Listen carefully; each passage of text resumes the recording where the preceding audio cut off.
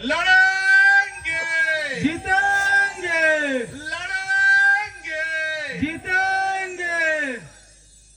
Young युवान आदिवासी group ने खूब अभिनंदन। राकेश भाई, नरेश भाई, जितेश भाई, चार मूड़ी અને આંબાના પાડાના તમામ યુવાનોને, વડીલોને ખૂબ અભિનંદન। ખરેખર આ વિસ્તાર વાંસદાનું સાપુતારા એમ કે તો કઈ ખોટું નથી, પરંતુ આ જ વિસ્તારમાં પુષ્કળ વરસાદ પડે છે અને આ જ વિસ્તારમાં, આ જ ખાટામાં પાણીની બી તકલીફ પુષ્કળ પડે છે।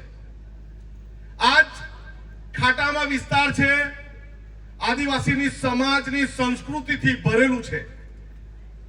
અહીંયા વારલી સમાજ છે, કુકણા સમાજ છે, આદિમ જૂથ છે અને બધા જ ખેડૂત છે, છતાં પણ આપણે આ વિસ્તારના લોકોએ મફત અનાજ ખાવું પડે। આ જ વિસ્તારના લોકોએ પોતાની ખેત પેદાશ વેચવા માટે વાંસદા જવું પડે અને વાંસદાના બજારમાં નીચે પાથરીને આપણી ખેત પેદાશ મફતના ભાવ વેચવી પડે।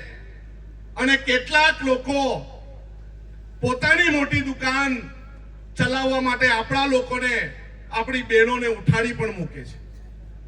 આપણો આદિવાસી વિસ્તાર હોવા છતાં પણ આપણે ઘણું બધું સહન કરવું પડે। એ શેના માટે સહન કરવું પડે કે આપણામાં એકતા નથી, આપણે સંગઠિત નથી, આપણે લડી શકતા નથી, આપણે સંઘર્ષ કરી શકતા નથી।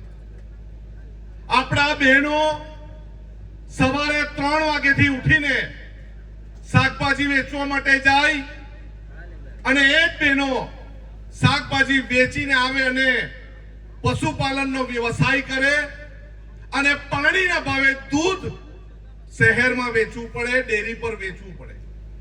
આ એક ધારાસભ્ય તરીકે મને પણ નથી પસંદ, પરંતુ આપણે એ સ્વીકારવું પડે। જે દૂધ આપણે 30 રૂપિયા 35 રૂપિયામાં મંડળીમાં અને ડેરીમાં આપીએ છીએ, એ દૂધ આપણે જ્યારે બજારમાં લેવા માટે જઈએ છીએ ત્યારે એનો ભાવ ડબલ હોય છે ને બધાને ખબર છે ને બધાને। આપણે એ જ દૂધ ડબલ પૈસા લઈએ છીએ અને એ પણ મલાઈ વગરનું ને ફેટ વગરનું। આપણે દૂધ મંડળીમાં અત્યારે ખાટામાંની દૂધ મંડળીમાં દૂધ વેચવા જઈએ અને 0 ફેટ આવે તો બેનો શું થાય? દૂધ લે કે નહીં લે? નહીં લે કે લે?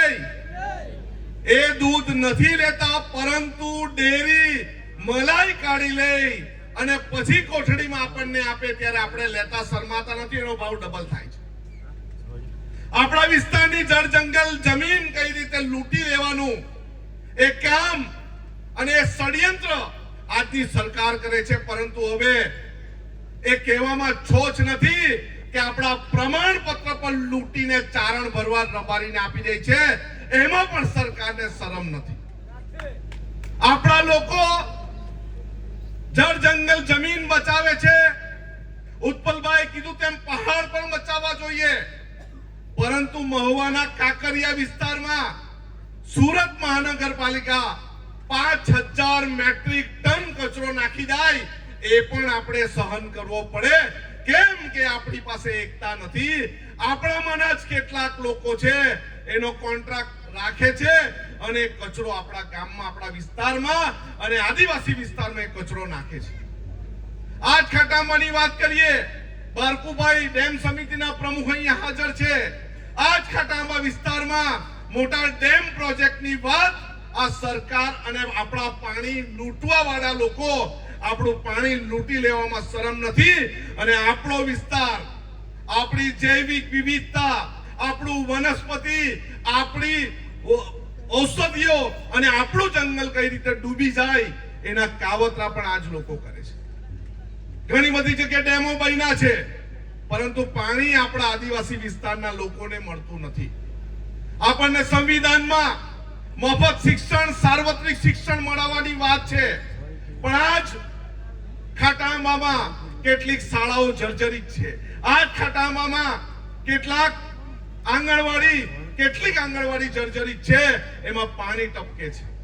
અને આજ સરકાર ખાનગી શિક્ષણને પ્રોત્સાહન આપે છે અને ખાનગી શાળાઓ ઠેર ઠેર ખોલે છે. ગયા બજેટમાં જ અમે વાત કરી કે અમને મફત ટ્રાન્સપોર્ટેશન અમારા બાળકોને આપવું જોઈએ અને એ મફત વાહન વ્યવહારની સુવિધા આપી હતી. અને પછી એવું કહેવામાં આવ્યું ટેક્સી પાસિંગ વગરની ઇકો અમે લેતા નથી અને એના કારણે આજે બાળકોએ 4-4 કિલોમીટર ચાલતું જવું પડે છે. આ ખાટાંગવા વિસ્તારના રાકેશભાઈ અને ગીતેશભાઈએ ફરિયાદ કરી હતી કે અમારા તાના માધ્યમિક શાળામાં ભણનારા છોકરાઓ બાબુનિયાથી લઈને ચાલતા બોરિયા સુધી જાય છે.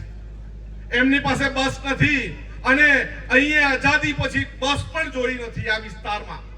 ત્યારે અમે અમારી ટીમ સાથે ચાલતા ચાલતા અમે તે શાળા સુધી ગયા અને બીજા અઠવાડિયે આ જ વિસ્તારના લોકોને બસની સુવિધા મળેલી. પણ એ શક્ય ક્યારે છે? આપણે સૌ સાથે હોય ત્યારે. અહીંયા જોયું કે આપણા જ આદિવાસી સમાજમાં ભાગલા છે, કુકરા સમાજ અને વારલી સમાજ અને આદિમ જૂથ. એ વિસ્તાર આપણા લોકોના છે, આપણે જ બધા આદિવાસીઓ છે. છતાં પણ અમુક લોકો, ભણેલા ગણેલા લોકો એમ કહે કે વારલી સમાજ અમારાથી નીચો છે, પરંતુ અમે પણ વારલી સમાજના છે એવી કહેવાની તાકાત આપણે રાખવી પડે. અમે પણ આદિમ જૂથ છે એ કહેવાની તાકાત આપણે રાખવી પડે. અમે હળપતિ સમાજ છે, અમે જ નાયકા સમાજ છે, અમે બધા જ આદિવાસી સમાજ છે એ કહેવાની તાકાત થશે ત્યારે આપણે આપણું જળ જંગલ જમીન લૂંટતું બચાવી શકશું.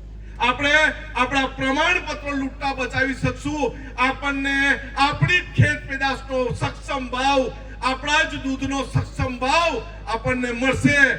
જ્યાં સુધી આપણે એક નહીં થશું ત્યાં સુધી આપણને કોઈ સમાજ સ્વીકારવાનો નથી. વાસદામાં આવીને અન્ય પ્રાંતના લોકો, અન્ય વિસ્તારના લોકો, અન્ય સમાજના લોકો કરોડોપતિ બની ગયા છે, પરંતુ આપણે આપણા ઝૂંપડા, આપણા નળિયા, આપણા પતરા આપણે બદલાવી શકતા નથી. એનો એક જ તોડ છે, આપણે સૌ એક જ વસ્તુનું યાદ રાખવું પડશે કે આપણે કોણ? તો આપણે આદિવાસી. આપણે કોણ? આપણે કોણ? આપણે કોણ? આપણે આદિવાસી છે એનો ગર્વ જો આપણામાં નહીં હોય ત્યાં સુધી આપણે આપણા સમાજને બચાવી શકવાના નથી. આપણે આદિવાસી છે એનો ગર્વ જો આપણામાં નહીં હોય તો આપણે બાળકોને શિક્ષિત કરી શકવાના નથી. આપણે આદિવાસી છે એનો ગર્વ જો આપણામાં નહીં હોય, આપણા પ્રમાણપત્રનો ગર્વ ન હોય તો આપણે સારું શિક્ષણ મેળવીને નોકરી મેળવી શકવાના નથી. અહીંના યુવાનોને, અહીંના આગેવાનોને ખૂબ ધન્યવાદ. આવી જ રીતે દર વર્ષે કાર્યક્રમ કરો એવી તમામને શુભકામના. તમામને જય આદિવાસી, જય જોહાર. જય જોહાર. ખૂબ ખૂબ આભાર.